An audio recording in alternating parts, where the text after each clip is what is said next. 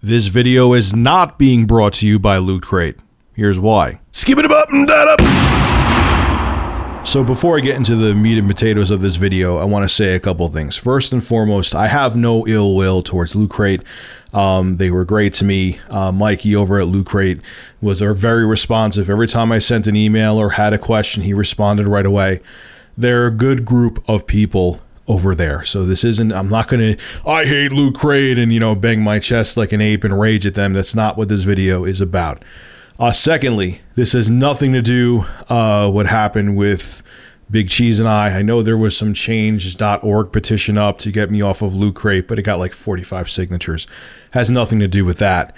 So anything that happened in the past few days has nothing to do with why Loot Crate discontinued their partnership with me. It actually has something to do with a video that I made a while back. So let me start from the beginning. So today I've been recording a crap ton of footage for tonight's news stories. I was actually recording it from the Alienware Alpha, and I've been recording Metro Last Light.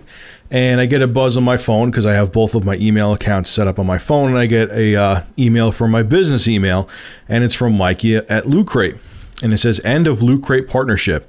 And this is exactly what it says. Hi, Rich. Due to recent complaints about your feminazi video, we have to cancel your Loot Crate affiliate account. I will be sending you your final payment for any earnings made to date and turning off your account.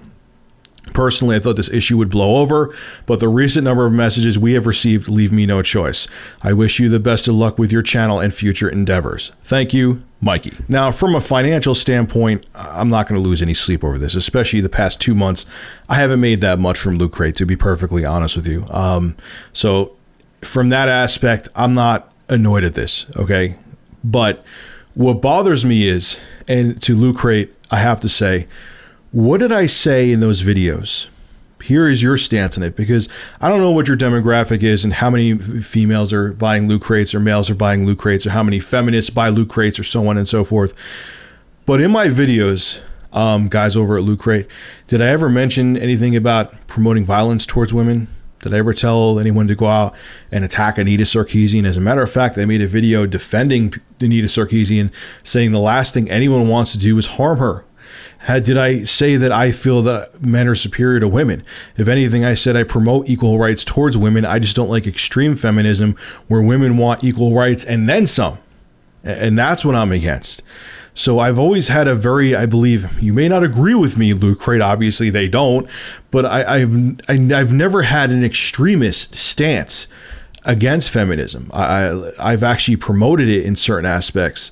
So basically what you're saying is, because my opinion isn't the popular opinion, you want to make sure you follow the herd, because the herd is where there's more money, and you will censor people who don't follow the herd because you want to make sure your pockets are lined. That's basically what you're saying to a T. This is why when you look at corporate tech news sites, which just think of them, I'm not knocking them, but I'm just telling you like it is, IGN and GameSpot and Polygon and so on and so forth.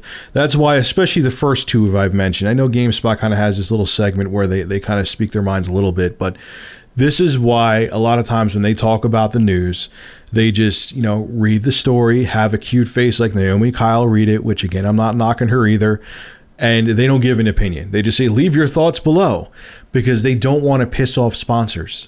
This is why they do that. They want to be as neutral as possible because they want to make sure they have as many sponsorships as possible because they need to keep their website afloat.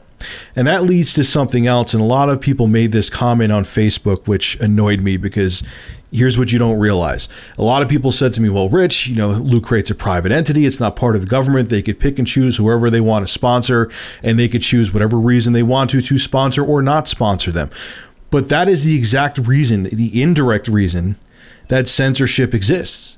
Who do you think sponsors major news sites like CNN or major news channels like CNN, MSNBC? They want as many sponsorships as possible. They're in it to make money.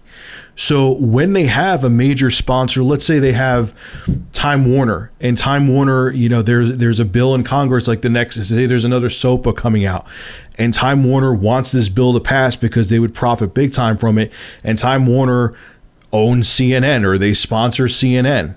Do you think that CNN is going to talk about it? Do you think they're going to talk about the SOPA version 5.0? No, they're not.